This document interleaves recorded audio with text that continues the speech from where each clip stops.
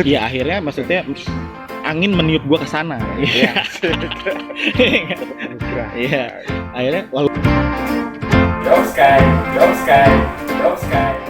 dapat kerjaan dari Yos bikin buku bareng dari teman-teman di Sindang.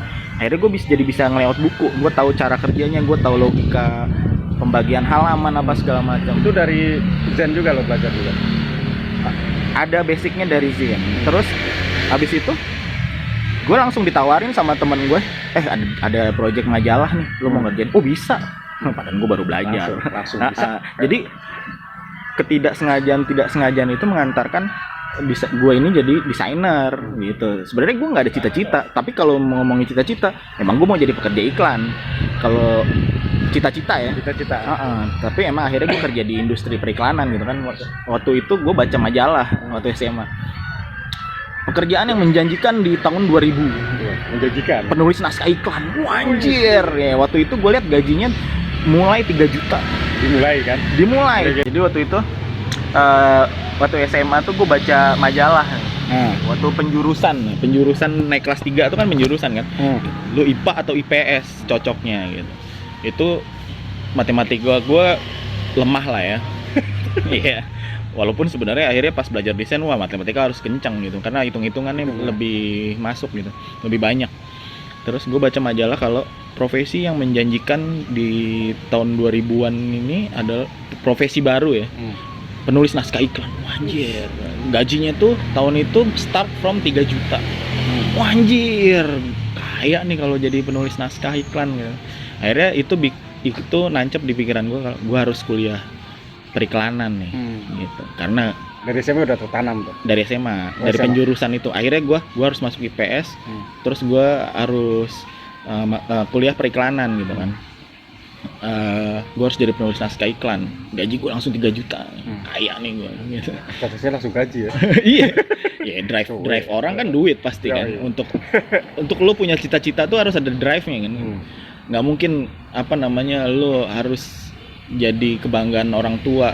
Ya ada sih yang kayak gitu. Karena gue sadar gue nggak mungkin jadi dokter, gue nggak mungkin jadi arsitek. Cita-cita gue pilot loh. Tapi gue nggak ada pilot drone. Iya.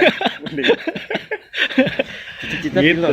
Cita-cita pilot cuman kok pilot apa nih, gue bingung ya kan. Pulpen pilot. Ya lanjut. Ya udah gitu intinya. Gue akhirnya jadi punya cita-cita akhirnya ya. Akhirnya gue baca-baca lagi kalau periklanan apa. Akhirnya kuliah komunikasi. Ya kuliah komunikasi atau periklanan dari baca iklan berarti ya. dari baca ini artikel listing gitu. Profesi yang menjanjikan. Jadi gini, tahun gue SMA itu anak lulus SMA kalau nggak masuk ekonomi masuk hukum. Ekonomi hukum ya kan. Kalau yang punya duit baru masuk kedokteran gitu kan. Gue nggak mungkin di 3 itu gitu kan. Kalau ekonomi ya udah pasti gue hitung-hitungan blow on gitu kan. Terus kalau hukum ya memori gue nggak segitu kuatnya untuk menghafal gitu kan. Jadi ya udah gue akhirnya punya sesuatu yang gue tahu gue harus gini. Akhirnya gue kuliah komunikasi. Sempat gue pengen kuliah grafis gitu. Karena gue suka gambar kan walaupun nggak bagus gitu. Terus wah mahal ya kuliah desain komunikasi visual. Terus ya udah akhirnya gue nyocokin yang kira-kira gue mampu gitu kan. Akhirnya masuk ISIP. Tercinta. Ke kampus tercinta. Ya udah akhirnya kuliah komunikasi. Dari situ seiring jalan kuliah apa segala macam. Kayaknya gue nggak ada bakat menulis nih gitu kan. Menulis iklan gitu. Walaupun gue bikin zin itu kan beda ya, itu kan kayak jurnalistik. Terus seiring jalan gue kuliah tuh kok gue lebih banyak akrabnya sama desain gitu. Pas gue magang pun gue jadi desainer gitu kan. Pengaruh dari lingkungan nggak tuh? Menurut lo? Enggak sih, mungkin karena tujuan awal. Ya itu, gue udah tahu gue harus jadi apa gitu kan. Gue mau jadi pekerja iklan gitu waktu SMA. Terus akhirnya gue magang pun di biro iklan. Tapi di situ gue nggak jadi account yang ngurusin klien atau nggak jadi si copywriter yang nulis naskah. Tapi gue jadi desainer gitu. Wah apa iya gue desainer gitu kan. Itu belum tahu gue akan jadi desainer jauh. Terus tapi gue udah bisa gitu, maksudnya bisa mendesain, merancang gitu. Ya, terus sampai situ gue nggak ada kepikiran gue akan jadi desainer grafis, enggak gitu. Sambil jalan ya tetap pang-pangan, ngerjain ini ngerjain itu ya sampai akhirnya gue ngekos kan, mulai pas dan BBM naik kan gue mulai ngekos tuh. Iya. Karena mahal kan kalau pulang pergi. Gue kalau malam tahun baru ya ngantri. Iya. Pas BBM naik tuh Malam tahun baru ya. malam tahun baru ya kan? Ya pokoknya Pas 2005 tuh gua kalau nggak salah ngekos. udah mulai setiap Nah, BBM tuh lu naik mulai ngantri. tuh lu main ke kosan kan, desain ini. Job Sky. Terus strike dulu sama Rom Kevin sama Aceh, Aceh, iya. bikin kaos ke Ke kosan, kosan lo, iya, tuh. desain. Ya mulailah beredar dari mulut-mulut gue ini seorang desainer. Desainer. Padahal gue juga nggak merasa gitu. Di kampus pun gitu. Di kampus kalau ada anak-anak mau pameran KKL, jadi menjelang pameran tuh datang ke kosan gue, gue bikinin ini dong layout buat pameran, gue bikinin ini dong stiker, karena gue tahu anak-anak tahu gue juga suka nyetak gitu kan. Sebenarnya cari uang jajan lebih aja buat ke acara, buat ya lumayan kan, nyetak stiker selembar jadi rame-rame, bayarnya satu-satu. Ya usah. Dapur udah tahu dapur. Yoi, kos ya kan. Gimana gue bisa makan Padang terus tiap hari nih, ya kan? Tapi sebenarnya lo punya di situ udah mulai punya trik yang emang di lingkungan kita belum ke arah situ loh, maksudnya ketika lu udah tahu harga ini karena emang ya mungkin secara nggak langsung proses dari bikin ini akhirnya lo nyari tempat cetak mungkin ya, dari situ apa gimana? Oh, kalau ya itu balik lagi dari scene, tahu tempat cetak itu gue dari Gojek. Nah, cetak Itu apa dunia offset? iya, offset itu gue udah tahu dari Gojek karena Acoy abangnya Gojek kan punya rekor kan di Bekasi, Guinness Record. Oh, mereka akrab lah sama offset sama apa. Gojek tuh dari di rumahnya ya ada ya? enggak dekat-dekat situ. Oh, yang deretan dekat-dekat Ampera ada. Ampera ya gitu. Tapi Gojek ngajarin gue untuk nih di Kali Baru nih bagus. Itu gua ingat. Di situ akhirnya gue tahu teknik cetak apa segala macam. Wah, ini bisa dicak nih.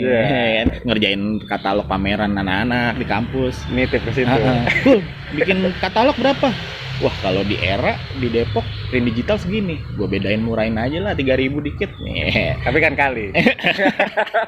Dari situ gue akhirnya anak-anak kampus pun taunya gue desainer gitu kan. Dari satu tempat mengantarkan lo ke beberapa tempat gitu kan. Akhirnya yang gue sadari sampai sekarang, wah ini jadi bekal gue gitu. Ya gue jadi tahu cetak, gue jadi tahu apa logikanya mendesain gitu-gitu. Tapi pernah miss nggak lo tuh warna tuh? Oh, udah pasti. Nah, pertama kali gue kerja itu ada itu akhirnya itu yang bikin gue nggak sengaja jadi desainer adalah gue terus mengupgrade kemampuan gue untuk ngejar itu gitu. Jadi dari cerita anak-anak kampus tahu gue desainer, dari anak-anak desain taunya gue desainer, gue bisa desain. Akhirnya gue dapat kerjaan tanpa gue harus melamar kerja. Dari mulut ke mulut gitu. Ada salah satu dosen gue di kampus, dia bos-bosan ya. Dia udah bisnis director di agensi tempat gue magang. Dia bikin sendiri. Tahun 2007 itu dia langsung ajak gue untuk jadi desainernya dia. Tapi waktu itu ngerjainnya lebih ke political marketing. Jadi tahun itu karena dia pengalamannya ngerjain campaign politik ya. Karena bos gue ini dulu dia yang strategic advisor-nya SBJK. Oh, yang lo ngos di Sawangan ya? Iya, itu gue kerja nggak pakai lamar, langsung salah. 2007. Oh, iya 2007. 2008 sampai 2009 gue kerja sama dia. Itu di situ gue di drill tanpa sadar, gue di drill untuk bekerja. Maksudnya gue sih ngeliatnya bebas ya, maksudnya gue nggak mesti potong rambut, gue bisa mohak, bisa ke acara sesuai keinginan. Wah, ternyata enak kerja begini. Udahlah, gue jadi desainernya. Ya akhirnya gue jadi desainer gitu. Menetapkan gitu. Pokoknya walaupun sebenarnya mungkin secara industri mungkin ada step-step yang gue lewatin gitu. Ya gue cukup beruntung. Kerja pertama gue langsung dimentorin sama orang yang punya pengalaman banget. Jadi gue langsung belajar Dan lumayan dari lumayan project gede lah. Projectnya besar gitu, dan yang menurut gue yang menguntungkan buat gue adalah pelajaran yang gue dapat ketika ngikut kerja sama dia gitu. Pola komunikasi, strategi komunikasi, terus begini ya, dan bonusnya duitnya lumayan. Gedean mana? Tapi lo menurut lo gedean mana? Ini jujur nih, mood lo ngerjain emang desain yang emang sesuai secara punk, passion secara punk, sama emang itu sebagai passion lo sebagai emang ini profesi gua gitu. Moodnya lebih, kalau jujur lo moodnya lebih kemana? Terlepas dari uang ya, terlepas dari uang. Gini sih, gue saat itu sudah mulai harus membedakan ini periuk nasi gue, ini passion gue, gitu. Jadi di periuk nasi gue nggak boleh terlalu memaksain pandangan artistik gue. Itu udah gue pisahin dari awal, karena kalau gue paksain artistik gue di periuk nasi gue, itu nggak kena. Ada puas. Iya, akhirnya ya gue kompromi gitu kan. Maksudnya ya udah, gue mau bikin desain poster, nggak mungkin gue bikin udah collage kan, kolase, ya kan, nggak mungkin. Akhirnya gue belajar gitu kan, kayak gue lihat cara berkomunikasi politik tuh begini ya, gue pakai pola itu. Tapi nggak sekali-kali pernah nggak lo pakai pola yang emang taruhlah pola anak muda gitu, lo terapin di situ gitu? Pernah nggak lo punya usulan gitu? Oh iya, tergantung pekerjaannya kan. Kalau maksudnya tergantung kita mau ngomong apa kan. Kalau maksudnya kalau khususnya sekarang di brand gitu. Kalau gue kerja buat brand, buat produk. Enggak yang pas lagi di. Enggak. Kalau itu udah pattern. Jadi sebenarnya menurut gue itu pekerjaan yang gampang, nggak pakai mikir, tapi udah disediain di situ. Iya, uangnya lumayan. Balik lagi ya. Periuk nasi. Iya, periuk nasi. Gitu. Akhirnya 2 tahun kerja di situ, kampanye politik tuh mulai turun, mulai mulai ke cetak ya era itu. Macam-macam, bikin TVC, bikin radio, bikin logistik cetak juga gitu. Itu flyer juga segala macam. Gitu. Terus akhirnya gue perusahaan gue nggak bagus karena bos gue juga main politik gitu kan. Maksudnya dia dipaksa untuk bermain politik. Akhirnya dia kehabisan duit. Salah satu teman gue dirumahin. Tapi gue tetap dipiara. Wah, beban buat gue gitu. Gue digaji tapi gue nggak ada kerjaan. Beban moral buat gue. Iya gitu. Terus akhirnya gue diam-diam cari kerja gitu. Kerjaan 9 to 5 gitu. Kerjaan tapi tetap jadi desainer gitu. Karena sepanjang itu ini pekerjaan yang gue tidak terpaksa atau tidak mengeluh mengerjakannya. Gitu, maksudnya lo ngerti nggak? Lo kerja tapi lo senang melakukannya gitu kan. Susah tuh memang. Itu hal yang menurut gue menguntungkan buat gue gitu. Jadi kayak menurut gue sih kayak apa ya? Dapat gift jadi gitu. Iya, keberuntungan menurut gue. Bukan keberuntungan gue. Lo ngelewatin proses tuh. Iya. Kalau keberuntungan tiba-tiba ada kerjaan ini lo kerjain jadi. Iya, akhirnya maksudnya angin meniup gua ke sana. Iya. Dapat anugerah. Iya. Akhirnya walaupun itu 9 to 5 job yang gua harus terapi harus ini, tapi gue tetap mengerjakan pekerjaan yang gue suka gitu. Berarti lo rapi itu bukan karena spray gamelan oing ya? Bukan. Ada pokoknya tahun 2010 sampai 2012 tuh gue nggak mau hak lah. Oh bukan karena spray bikin rontok tuh? Bukan. Sekarang baru. Berarti gamelan berontokan sebenarnya. Rontokan rambut. Iya. Terus ya udah akhirnya gue itu kerjanya itu lebih pengalaman baru lagi. Gue bekerja di perusahaan software gitu.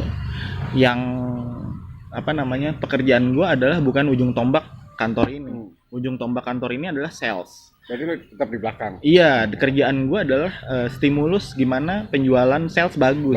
Ya kan kayak gue bikinin presentasi. Tapi ada orang yang udah bagian gitu. Di situ gue target gue adalah gue 6 bulan aja deh kerja di sini. Gajinya lebih bagus. Gitu. Gajinya lebih bagus. Tapi kurang serak. Itu gue bohongin bosnya. Beneran. gue jadi pas wawancara itu, bukan gue bohongin sih. Bohongin nggak apa-apa lah. Iya bohongin sih. Gue nembak gaji intinya gitu, maksudnya kayak jadi karena gue punya pengalaman. Permainan kan? kata lah kan. Gue punya pengalaman, jadi pas gue diwawancara di perusahaan IT itu, gue nembak aja gaji gue, kalau nggak gajinya nggak segini gue nggak mau intinya gitu. Tapi wawancara gue bagus gitu. Akhirnya gue dapet tuh, walaupun akhirnya gue yang dibohongin. Ya namanya juga kapitalis ya.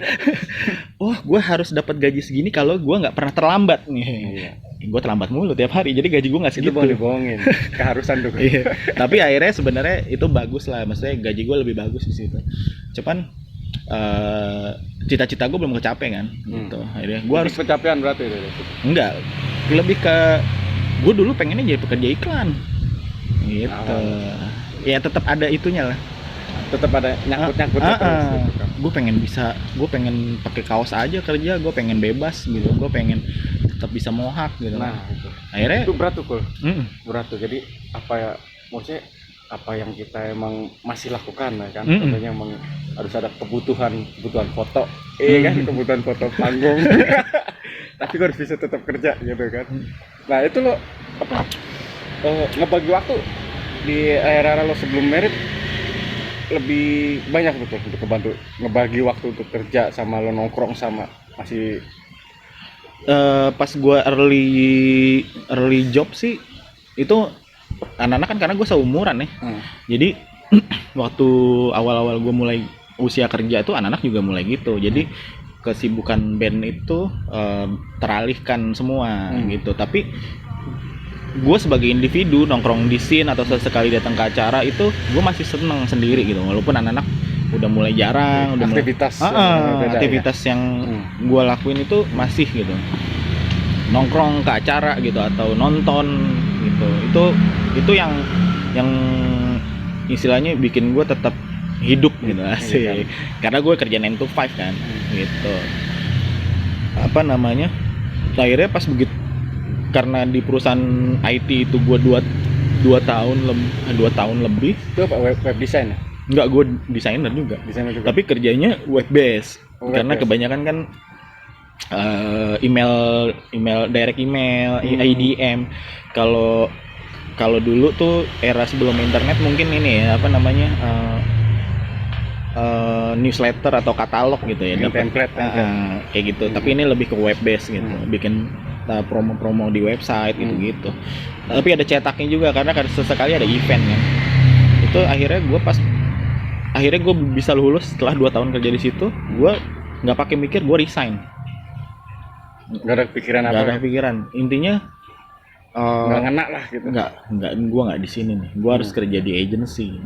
Tapi sebelum itu gue harus explore dulu nih gitu. Gue sempet jadi freelancer kok 8 bulan gitu. 8 bulan. Itu gue seneng banget kerja jadi freelancer gitu karena gue mengatur self rule, gue ngatur aturan gue sendiri kerja. Ya kalau gue mau gitu, kalau enggak ya gue senang-senang aja ngabisin fee gue. Iya kan? Gitu. Terus akhirnya gue kerja lagi karena gue mau nikah. akhirnya gue jadi pekerja iklan gitu. Ya, sampai sekarang. Dan akhirnya berarti proses pencapaian emang lo dari baca majalah sampai sekarang berarti emang sesuai keinginan lo itu secara ini. Iya, kurang lebih gue mengikuti bacaan gue. Gitu. Tapi emang peran lingkungan scene atau segala macam emang gede ya untuk proses lo mengurus. Iya, udah pasti lah, hampir setengah hidup gue besar di scene gitu. Maksud gue ngeband, nongkrong, proses kreatif. Gimana lo bisa mengorganize tanpa lo harus kerja di IO, itu di scene dapet ya kan. Lo bikin event ya. Tapi lo nggak kerja di IO. Dia pun ekspektasinya nggak langsung keuntungan apa gitu. Iya. Tapi proses kerjanya kan dari hampir sama loh. Dari kita bikin gigs, bikin rundown, street gigs sekalipun. Iya, bikin rundown, bikin ngatur band, lu harus datang jam segini gitu. Kayak lu, gue dapat ekskul aja, ekskul lebih yang bukan fiktif gitu. Maksudnya kalau misalnya gue kuliah DKV, tugas akhirnya adalah gue bikin pameran kan fiktif. Ya, kan? Kalau ini gue kuliah komunikasi gitu, gue bikin album, gue bikin flyer, karyanya ada, real. Orang experience, orang dengerin, orang pakai kaos yang gue desain. Sebagai pelaku juga loh. Iya gitu. Pelaku desain terus di situ juga kan gitu. Awal merchandise mau garap gamelan Oing itu, gue inget orang yang pertama kali mau garap kaos gue tuh Bogel, anti noda. Ini bukan sekitar sini juga. Iya. Ya tanpa sadar akhirnya gue tinggal deket sini gitu kan. Itu proses juga bukan? Iya, jadi gini. Lucunya adalah gue baru gamelan Oing tuh baru mulai main ke Jakarta kan. Terus udah mulai rame. Tapi juga malam minggu kan. Oh iya, malam minggu ya? Malam minggu. Tadi bilang Sabtu malam minggu kan. Terus apa namanya? Habis main di Fortuna. Duh, deket. Naik aja gue, naik mobil merak. Pasti kok. Naik mobil merak gue kalau dulu. Ke Fortuna. Enggak, gue dari Bekasi ada mobil merak. Berarti gue salah dong ya.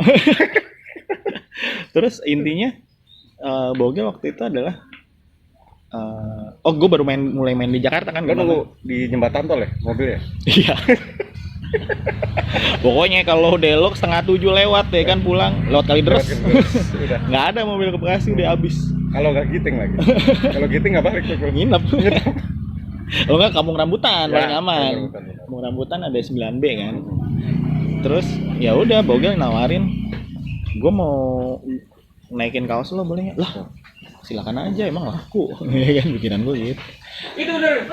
Terus akhirnya dia main ke kosan gue kan. Terus ya gue udah mulai mendesain kan.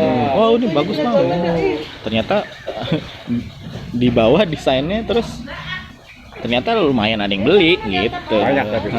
Itu kan ya percaya nggak percaya. Gambar yang macam-macam sih tuh, ada yang gua gambar sama gambar boy, pertama foto. apa sih yang di kaos? Ada foto gua Portrait of Suburban Punk tuh gua sama boy. Jadi kayak di trali gitu. Oh, almarhum ya? Foto. Gamelan Oing juga kan? Itu foto itu lumayan laku katanya. Itu dulu apa namanya? Royalti gua tuh karungan kalau sama Bogel.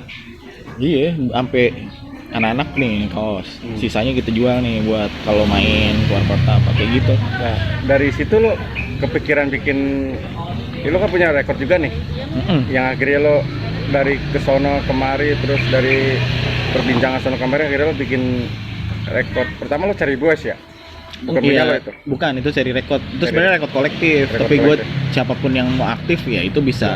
Akhirnya lo putusan bikin Toxic Noise kan? Iya. Nah, Toxic Noise lo udah kayak punya semacam modal lah nih. Modal bukan berarti uang gitu. Modal bagaimana untuk bekerja, desain, untuk ini ngumpulin. Dan gue ngerasain dari yang emang apa ya, proses lo gitu ya kan. Proses lo ya di album yang Deros itu. Kalau gue pikir itu gue pertama kali gitu, pertama kali ngerjain album yang memang datang malam ngomongin segala macam mood board nih nantinya gini, dan itu sesuai timeline gitu loh.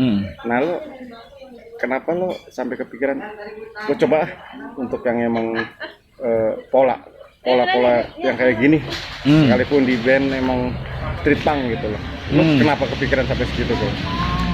Karena kita udah ketinggalan sih. Maksudnya ini hal basic yang gua rasa di luar sudah dikerjakan. 70-an lah, tahun 70-an. Oh iya, jadi ketinggalan berapa 40 tahun dong. 40 tahun ya. Jadi menurut gua gini, bagaimana scene ini arahnya berubah atau bukan era karyanya berubah gitu. Maksudnya bukan karya, apa lebih caranya berubah adalah ya pelaku di scene sendiri yang harus mengubahnya gitu kan. Kalau gue pakai cara-cara zaman dulu lagi, itu udah nggak relevan menurut gue gitu, menurut gue. Jadi semenjak gue benerin lagi si Toxic Noise Record ini, jadi sebenarnya intinya dari mau rilis album Gamelan Oing kan. Terus gue bingung, gue mau bikin record, masa gue bikin record lagi? Terus apa namanya? Sedangkan gue udah tahu nih gue harus bikin apa gitu, karena gue nggak bisa dealing sama anak-anak nanti akhirnya jadi masalah gitu. Maksudnya mendingan gue bikin sendiri karena gue udah tahu gue harus bikin apa polanya gitu. kan. Gitu. Akhirnya mulai dari situ gue mulai rapihin tuh. Ngerapiin cara komunikasinya gitu. Cara bertuturnya di sosmed. Ya itu sedikit banyak apa yang gue kerjakan gue terapin di Toxic Noise. Itu dari kerjaan kantor juga berarti? Dari pengalaman selama gue bekerja gitu kan. Jadi banyak tuh mix media yang gue pakai gitu, dari cara-cara digital marketing yang gue tahu gitu. Itu dengan segala keterbatasan kita bisa ngakalin gimana bisa kedengeran atau terlihat gitu. Karena gue nggak punya duit banyak buat promote, buat pasang iklan gitu kan. Akhirnya gue harus follower gue juga nggak banyak sebagai records gitu. Gue harus mengandalkan materi yang teman-teman sukarela membagikan, sukarela mengupload atau men-share. Akhirnya dari situ. Biar era sosmed sih ya. Iya, karena sekarang kan era sosmed gitu. Dan merapikan pekerjaan adalah supaya gue kedepannya tidak ada beban atau omongan yang nggak enak di belakangnya. Itu yang sering kejadian di scene, karena di depannya nggak clear. Akhirnya adalah muncul suara-suara ini gini karena di salah semua, lu nggak ngobrol di depannya gitu. Itu kenapa gua bikin record label, karena gua nggak mau ke hal-hal kayak gitu. Jadi mendingan gua kerjain sendiri gitu. Jadi memperkecil beban ya. Dari pas mau rilis album Gamelan Noing itu gua mulai benerin. Kalau gue mau maju ke depan, gue harus beresin yang tertunda. Akhirnya gue beresin Outcast karena gue punya utang janji gitu kan. Akhirnya gue rilis ulang, haknya gue bagi, kewajiban gue juga gue kerjain. Terus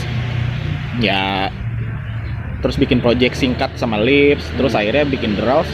Itu emang sebenarnya cara baru gue untuk mulai ke depan gitu. Maksudnya gue mau dilakukan dengan proper gitu. Dengan proper dalam arti kalau hasil kan nggak ada yang tahu ya. Bonus lah. Hasil kan bonus. Selama ini kita selalu kerja kayak gitu. Kalau hasilnya udah terukur, itu udah canggih banget lah marketingnya lah. Udah itu bab baru, bab lain lah dari itu sales jatuhnya. Tapi kalau dari sisi komunikasi, gue ada basicnya nih, gitu. Makanya pas gue coba nawarin Draws, nawarin lo, gue bikinin kerjanya gini ya. Dan akhirnya terjadwal gitu kan, sesuai jadwal. Jadi nggak, wah ini nunggu rekornya, nggak ada kayak gitu. Ini nunggu ini, nggak ada. Lagunya.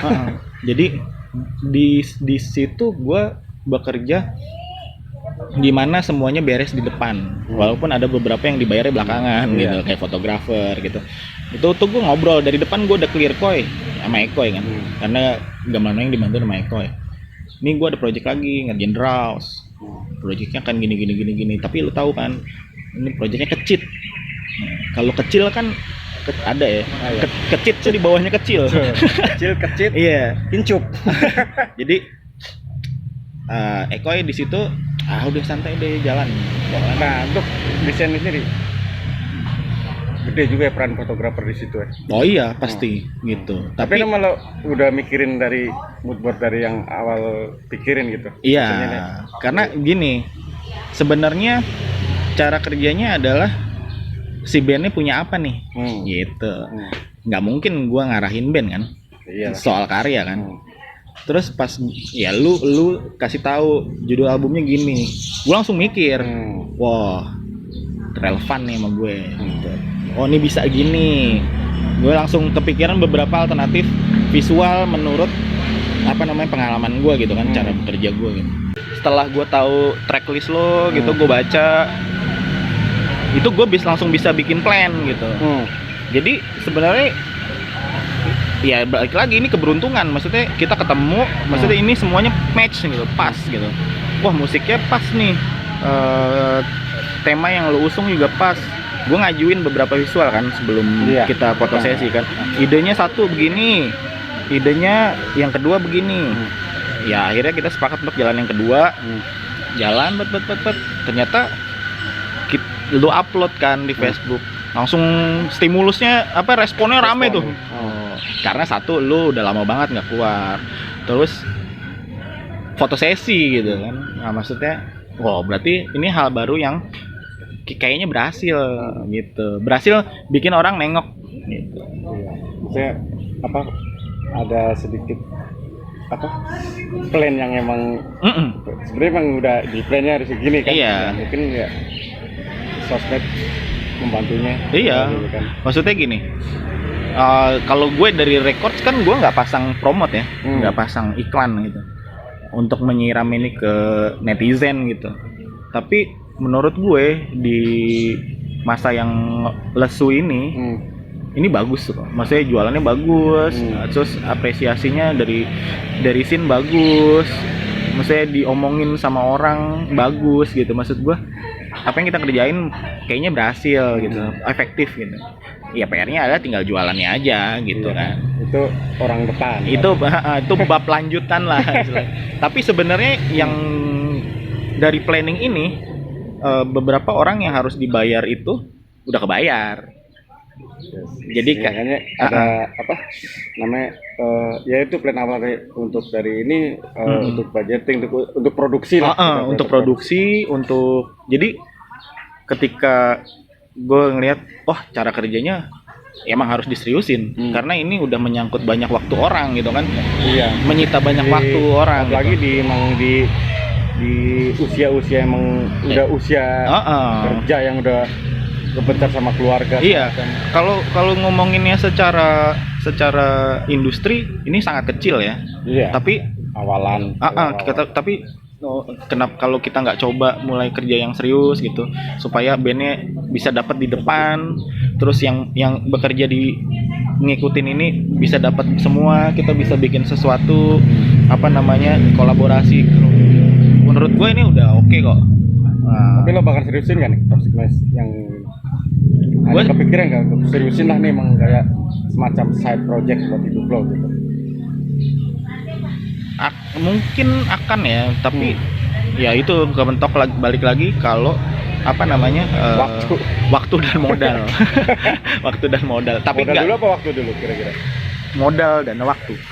Gini. Modal dan waktu kan, waktu dan modal. Bukan modal. Jadi kalau gue nggak punya waktu, kalau gue punya modal, gue bisa bayar orang. Gue bisa tapi hire. Sesuai keinginan lo nanti. Bisa. Karena punya modal gitu. Iya. Ya kan? Iya. Kalau gue nggak punya modal, gue harus punya waktu untuk ngerjain ini sendiri. Akhirnya kayak beberapa project video belum kepegang, kayak masih banyak tuh. Banyak. Iya. Tapi ya pelan-pelan lah. Pelan-pelan ya. Wajar lah orang gue. Hitung-hitungan itu proses emang kita nggak tahu lah ke depannya kayak gimana. Iya. Kan? Maksudnya di Toxic ini bisa berkembang jadi apa, terus bisa mungkin lo mungkin udah nggak megang tapi nama ada tetap, terus orang lain bisa megang, mungkin lo bisa kayak udah punya pondasinya mungkin kalau nantinya. Iya mungkin pondasinya satu pondasi modal, pondasi emang pola kerjanya nih, pola kerja gua awal gua kan mungkin ini epitap awal-awal. Mungkin ya aminin aja. Aminin, ya kan, jadi kayak epitap. Harus ya sisi optimisme harus. Iya maksudnya mungkin epitap dulu cara kerjanya udah pakai gini dari awal ya. Berawal dari band juga kan yang punya sekarang sebenarnya ya kan, walaupun rekor ini dimulai dari tahun 2003 kan sebenarnya ini baru dimulai lagi akhir 2019. Jadi hitungannya baru mulai pandemi. Akhirnya baru banyak. Tapi seenggaknya tetap nggak berhenti lah Bro. Iya. Maksudnya sesuai ya, kalau gue ngerasain sih sesuai plan sih gitu. Iya. Apa meleset paling berapa menit lah gitu kan. Iya. Ya apalagi maksudnya resource-nya juga kan kali ini gue cuman berdua gitu, gue dibantu istri gue gitu. Berarti untuk yang Toxic Noise bantu? Iya, gue sekarang nggak mungkin gue bisa ngerjain sendiri kalau nggak dibantu istri gue ya. Satu, dibantu restu. Bener. Iya nggak? Dari keluar rumah kan harus ada restu. Iya, kan? Maksudnya di mana lu harus menghabiskan waktu bersama keluarga, dan lu tukar dengan waktu lu bersama teman-teman mengerjakan sesuatu, dan lu pulang nggak bawa duit. Tapi ada hasil. Maksudnya gue bersyukur karena dia ngerti, karena dia tahu ini yang akrab sama gue sebelum gue ketemu dia gitu. Jadi dia ikut yakin kalau apa yang lo kerjakan, karena gue cerita semuanya, gue mau bikin kayak gini. Dia bantuin dengan part yang dia bisa gitu, kayak komunikasi, kayak gue nulis nih, tolong liatin dong, wah ntar diedit sama dia, jangan kayak gini nulisnya. Jadi itu sangat membantu, maksudnya di era sosmed ya, untuk orang yang membaca caption itu ngaruh gitu ya, tulisan di arahnya kemana, mood si record ini ngomongnya kayak gimana, itu kan nggak kelihatan kayak gue yang ngomong gitu kan, karena gue hehehe gitu kan, taunya orang gue bercanda gitu kan, celetuk tau gue bisa seakan gue nulis sebagai pengamat musik yang tahu gitu. Itu kan tulisan gitu, maksudnya itu tulisan yang itu sangat dibantu sama istri gue gitu maksudnya. Jadi emang cara ini menguatkan apa yang lo rilis juga sih. Iya. Dari kan jadi gue nggak mau gue jadi tukang kaset gitu. Maksudnya gue tidak mendiskreditkan teman-teman yang cuma jualan kaset ya, tapi masing-masing lah. Maksud gue label, gue sebagai Toxic Noise Records sebagai label, gue tahu band yang gue jual gitu, gue tahu band yang gue rilis, gue tahu musiknya, gue tahu kualitasnya, gue tahu semuanya gitu. Jadi ya gue bukan jualan doang. Tapi ada sih balik lagi ke proses yang tadi lo lewatin, terapin lagi di Toxic Noise. Iya, itu mulai gue terapin dari mulai gue beresin ulang gitu. Kalau gue tangkap sih dari hobi lo, dari hobi hingga profesi mau benar-benar sangat berkaitannya erat nih kayak itu. Iya. Dari hobi, dari ini dari sehari-hari. Dari setengah hidup gue beraktivitas di scene itu kepake banget di kerjaan. Dan hampir menurut gue sih dari kontribusi dari desain juga cukup gede dari menurut gue nih, dari lo nya sendiri di kontribusi di scene ini nih, maksudnya di scene ya mungkin ya kita langkah bareng deh kan dari tahun berapa ya, gue sih kontribusi dari bikin ini, terus bikin gigs, bikin event ya kan, emang nggak bisa terlepas tuh, nggak terlepas dari desain, nggak terlepas dari apapun gitu. Dan untuk segi kepuasan nih ya, lo lebih kepuasan untuk aplikasi ke digital apa ke yang cetak gitu kalau menurut lo dari segi kepuasan gitu? Sebenarnya cetak sih ya, kalau karena cetak kan lu bisa pegang gitu, lu bisa rasain gitu. Cuman trennya adalah sekarang kita komunikasinya multimedia, cetaknya terbatas, digitalnya lebih banyak gitu. Soal medium aja kan sebenarnya. Cuman kalau ya itu balik lagi kayak soal musik pun semenjak nongol teknologi MP3 kan menjual rilisan fisik tuh nggak lagi gampang ya. Mengaruhi banget. Apalagi digital platform kayak sekarang. Iya, kayak gitu-gitu. Tapi untuk kepuasan ya masih analog sih. Tapi ya kurang lebih kalau teknologi ya cukup memeriahkan sih buat gue, dan membuat kemungkinan orang bisa lompat lebih jauh karena teknologi gitu. Oke, Nikul kayaknya udah mulai remang nih. Udah mulai mau ajan. Terus ini menurut gue sih perbincangan seru juga nih. Tadi dari awal lo ngeband hingga akhirnya lo dari baca majalah ya kan, dan akhirnya jadi lo sekarang jadi sebuah mata pencarian ini kan, dan lo masih tetap menggunakan profesi lo itu untuk yang emang tadi lo proses ngebangun lo sampai sekarang gitu, mungkin di skena atau segala macam gitu. Terus lo suka dengerin musik metal nggak bro? Kadang-kadang sih. Kadang-kadang. Tapi kali ini kok kasih referensi aja ya. Ini tulisan baru dari Playrot tuh. Nectura. Wih, apa ini? Nectura tuh perpaduan metal Swedish sama Amerika Gaya. Wih, mantep nih, baru ngeluarin album. Technical death metal nggak? Iya. Gitu. Oh enggak. Di metalnya ada suara Glinias, ada suara suara grow-nya, di suara itu dapat, nggak terlalu grow sih, lebih metal, cuman karakter hardcore-nya ada semuanya metal. Ini rilis Maret 2020 sih, udah lama. Cuman nih rilis CD dan ini band menurut gua sih mantep nih, layak diperdengarkan. Mungkin buat referensi lo nanti lo cek lagi lah Nektura di langsung di Yom Sky. Yo bareng Mas Wahyu Chandra Kesuma Katukul di Yom Sky. Yo mari sekarang kita play Nektura.